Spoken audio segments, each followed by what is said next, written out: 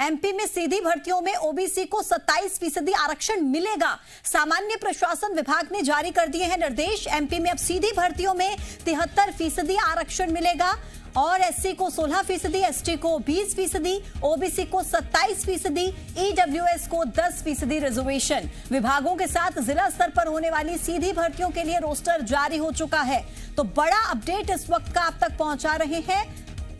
OBC को 27% आरक्षण सीधी भर्तियों में मिलेगा। सामान्य प्रशासन ने निर्देश जारी किए हैं और सीधी भर्तियों में आरक्षण कुल 73% मिलेगा, जिसमें से एससी को 16%, एसटी को 20%, ओबीसी को 27% और ईडब्ल्यूएस को 10% रिजर्वेशन मिलेगा। विभागों के साथ जिला स्तर पर होने वाली सीधी भर्तियों के लिए रोस्टर जारी किया गया है।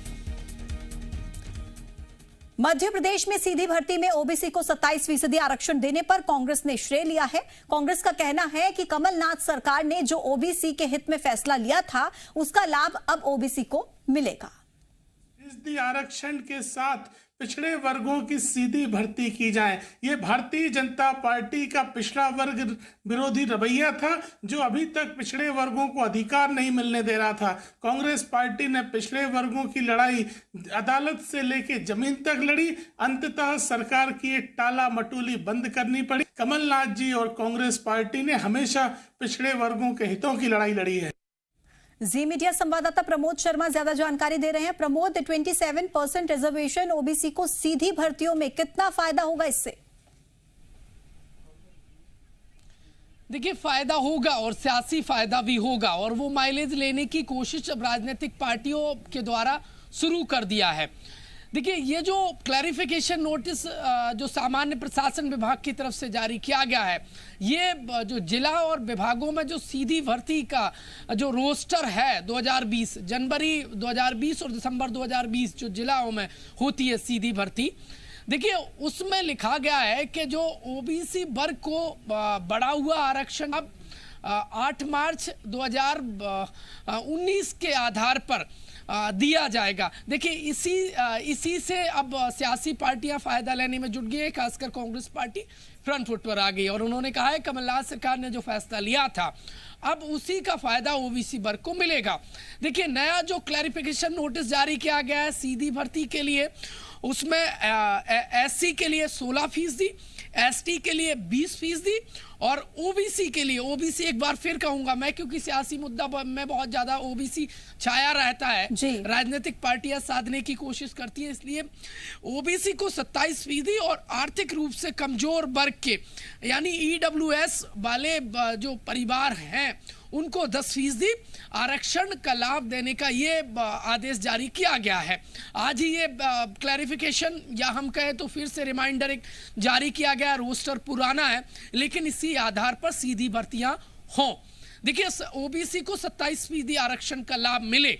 मुख्यमंत्री ने भी कई बार कहा है कि हम ओबीसी के वर्ग को लाभ देने की लगातार कोशिश कर रहे हैं।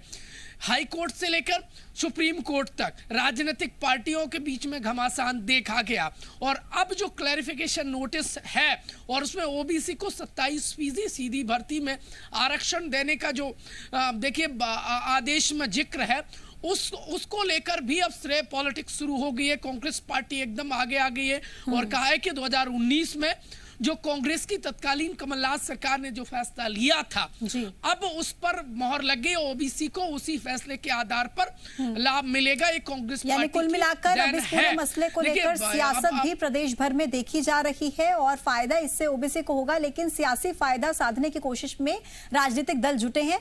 बहुत शुक्रिया आपका प्रमोद, अपडेट्स हम तक पहुंचाने के लिए। और चलिए बात करेंगे मध्य प्रदेश में त्रिस्तरीय पंचायत चुनाव की तैयारियां जोरों पर हैं।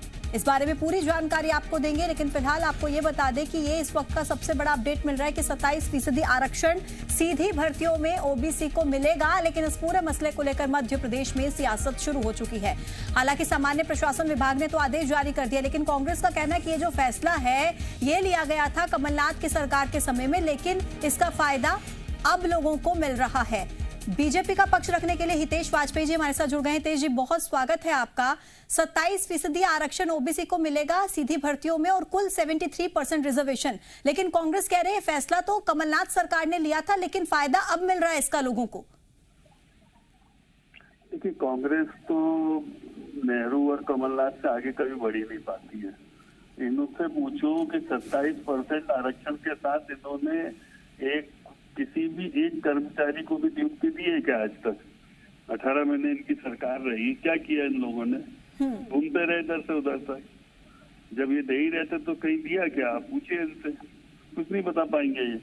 तो ये लोग केवल, देखिए, कमलनाथ जी कहते थे, सही कहते थे कि इनको तो केवल मुंह चलाना है, सरकार तो शिवराज जी को चलाना है। तो इसलिए शिवराज जी का जो कमिटमेंट है हमारा सोशल जस्टिस के सिद्धांत के आधार पर ओबीसी के वर्ग को, जो प्रदेश में 54% है, वो बिल्कुल असंदिग्ध है। और इसीलिए एक के बाद एक उस दिशा में हम आगे बढ़ रहे हैं। इन्होंने तो सोचिए 26% आरक्षण पंचायत चुनाव में ऑलरेडी ओबीसी को था ही था। ये गए जाके इन्होंने सुप्रीम कोर्ट में उसको रुकवा दिया। तो ना अब वो 26% ओबीसी के साथ में चुनाव हो पा रहे हैं, ना आम चुनाव हो पा रहे हैं। तो ये लोग तो बहुत खराब किस्म की लेकिन हितेश जी, ओबीसी का मुद्दा हमेशा से प्रदेश की सियासत में हमने देखा है किस तरह इस पूरे मसले को लेकर सियासत होती आई है। लेकिन अब जब एक फैसला ओबीसी के पक्ष में लिया गया कि 27% आरक्षण उन्हें मिलेगा, क्या आगे प्लान है सरकार का? क्या लगता है आपको कि इससे ओबीसी वर्ग को कितना फायदा मिलेगा, कितनी नौकरियां?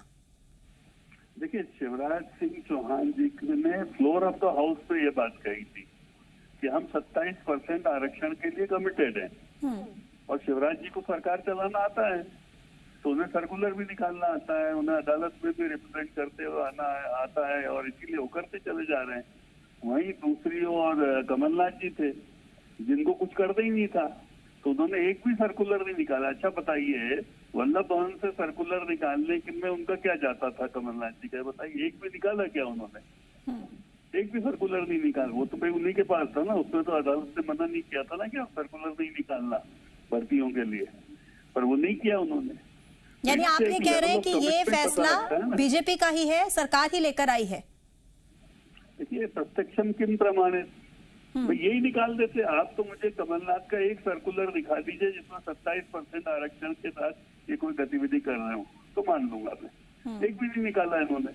अदालत ने रोका हो नहीं रोका हो, चलो हम उसको मान लेंगे, लेकिन कहीं पर भी निकाला। और मजे की बात, जब अदालत ने निर्णय दे रही थी तो इनका वकील ही नहीं खड़ा किया। 7 दिन इन्होंने वकील को मना कर दिया, जाना नहीं भैया अदालत, और चुपचाप उस पर स्टे होने दिया। ये भी एक विचित्र बात होती कि नहीं होती है कि आप रिप्रेजेंट ही नहीं करना चाहते हो। वाजपेयी जी, पीसी शर्मा जी भी हमारे साथ जुड़ गए हैं, कांग्रेस का पक्ष रखेंगे। पीसी शर्मा जी, स्वागत है आपका। आप लोगों की तरफ से आरोप लगाए जा रहे हैं कि फैसला कमलनाथ सरकार लेके आई थी, लेकिन अब इसे लागू किया है बीजेपी ने, अब फायदा मिल रहा है। लेकिन हितेश वाजपेयी जी हमारे साथ जुड़े हुए हैं, वो कह रहे हैं कि अगर आप लोग ये सर्कुलर लेकर आए थे तो कोई ऐसा, ये फैसला अगर आप लाए थे तो ऐसा सर्कुलर कोई दिखाइए जिसमें आपने इसके तहत एक भी व्यक्ति को नौकरी दी हो। ऐसा है, ये चाहे ओबीसी का 27% आरक्षण हो, इसकी लड़ाई चल रही है पंचायत पूरी दुनिया में, हाई कोर्ट से लेकर सुप्रीम कोर्ट तक, जो नहीं किया इनने। और वो कमलनाथ जी की सरकार ने किया था, इससे पहले दिग्विजय सिंह जी की सरकार ने तब किया था। ये तो 15 साल हाथ पे हाथ रख के बैठे रहे, और अभी कोर्ट में इनके वकील नहीं गए वहाँ पे। और दूसरी बात है कि जो सवर्ण गरीब है 10%, ये भी कमलनाथ जी की सरकार में, मैं कैबिनेट मंत्री था, वहां पे पास हुआ। तो ये विधानसभा में थे, वहां पे पास हुई सब चीजें।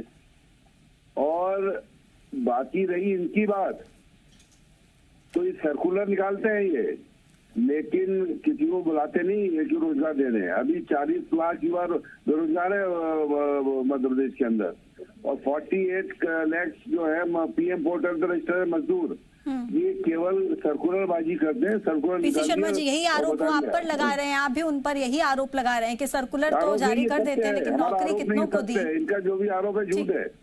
ठीक है, आप दोनों का बहुत शुक्रिया मेरे साथ जुड़ने के लिए और सवालों के जवाब देने के लिए। खबरों में बने रहने के लिए आप हमारे फेसबुक, ट्विटर, इंस्टाग्राम पेज को फॉलो कर सकते हैं, और ताज़ा अपडेट्स के लिए हमारे YouTube चैनल जी मध्य प्रदेश छत्तीसगढ़ को सब्सक्राइब कर सकते हैं। बेल आइकन दबाना बिल्कुल ना भूलें।